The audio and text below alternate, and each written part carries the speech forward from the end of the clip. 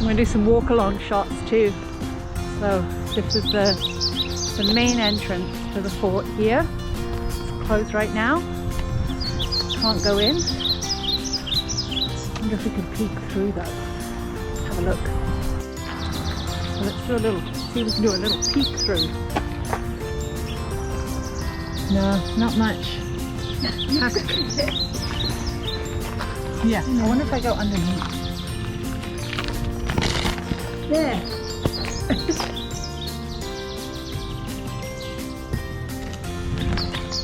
We'll see how that turns out. So we're now on the outside of the fort, heading down the steep path down to the river.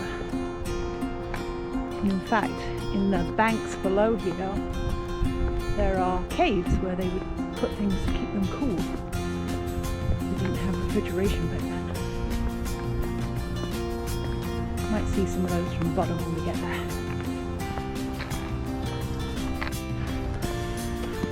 So down below Fort Snelling, which is up there, is the state park.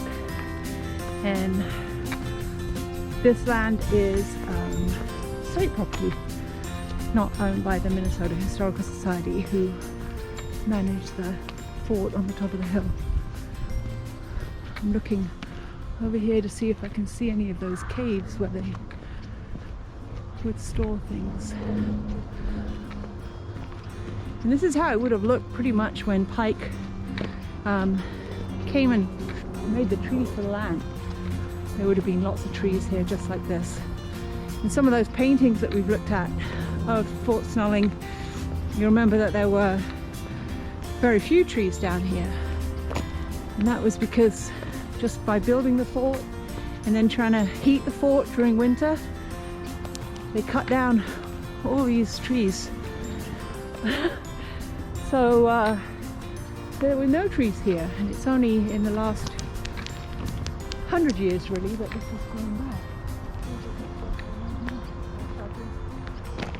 And over to my left here, you'll see this flat area, and it actually gets flooded in the spring.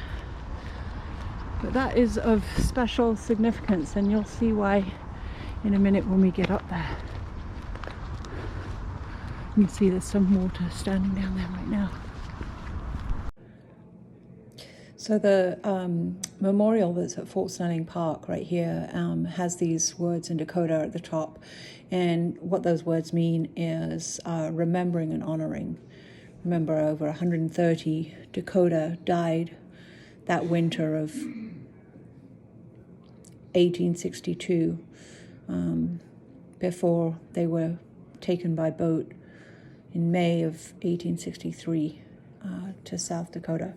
So in this spot you can see there's like a circular plaque made of pipestone, and it lists all the bands of the Dakota that were kept prisoner at this site.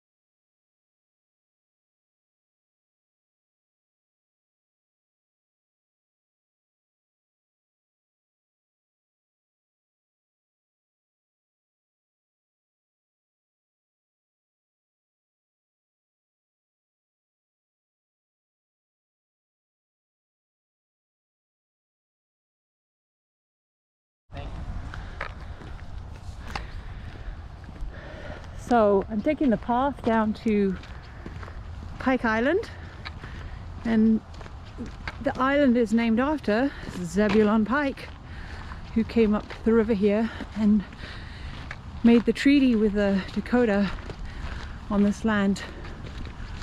And this area, Pike Island especially, is a very sacred place for the Dakota. Women used to come here to give birth because they considered Bdote the center of the earth and where the earth was born from.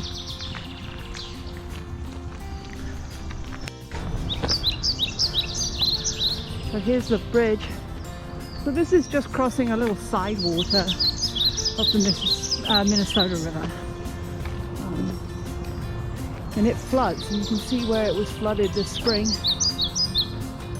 Oh, you can also see where beaver have been having a go at the trees. Look really carefully. Maybe I'll find some more of those as we go along.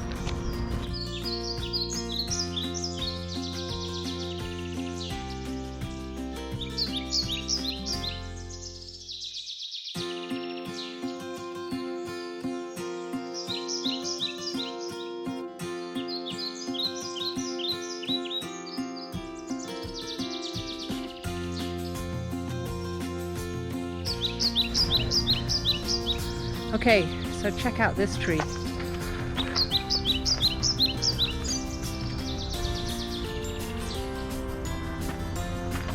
inside, see if you can see anything.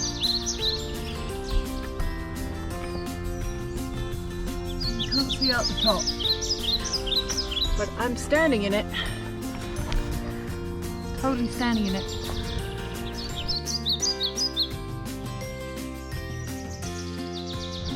So I just wanted to show you the landscape here. It's so pretty at this time of year. It's green. And you can imagine, we're still on the island here, so you can imagine in these woods there being a Dakota camp, or 2 or 3, at this very special place. Well, hello, Mrs. Ryan and myself. Hey! Are on our social distance hike of the Monday down at Pike Island, Fort Snelling State Park. Keeping it local. Doing a little virtual field trip work here with some 6th graders. Work from home. She is anyway. Us furloughed people, we're just along for the hike.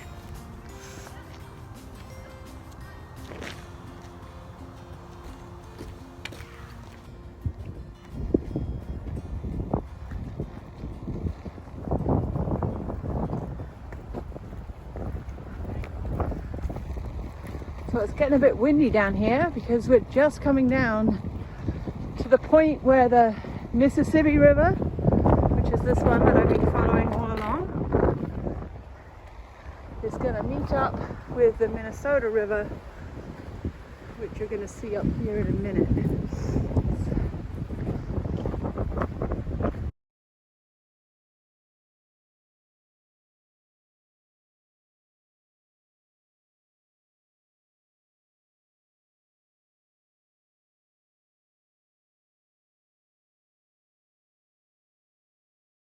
Path here was obviously flooded. You can see through there where this land was probably all flooded just a couple of weeks ago. But the trees are really interesting here, I think. Still on Pike Island, still with the Minnesota River. We're keeping going.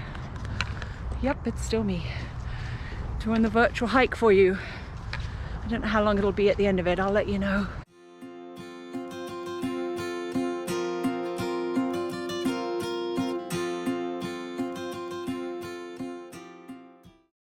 Okay kids, so this is the Minnesota River, and you can see right here there's a lot of junk in the river from the spring flood when trees get pushed downstream, much like when you learned about the lumber industry and how they would wait for the rivers to melt so that they could float the timber downstream.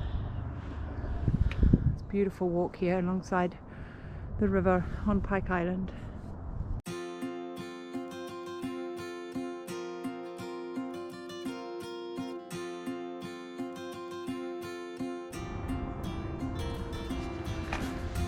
So crossing the bridge back over. There's actually one more place I want to show them. Sure. Are you into that? Yes. Okay, so I'm going to show you what happened to the Dakota after they had been interred, the ones that survived that dreadful winter on this land that we're just coming to now.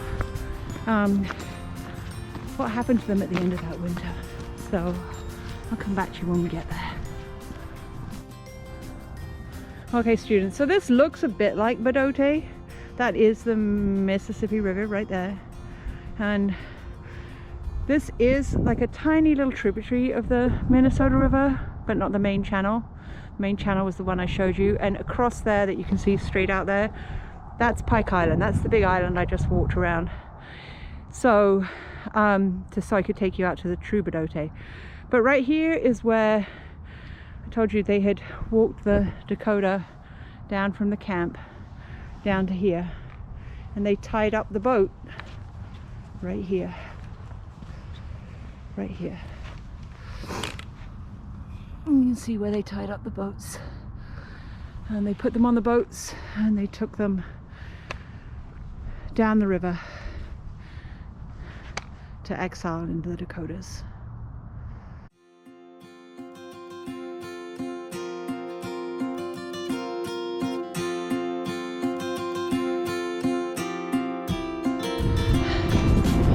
And that, my friends, is Mrs. Ryan's field trip. Take you on a long hike through some of our history, a lot of the Dakota history, and then here we are back up at the fort. And you can see that. Not bad at all. So there you go.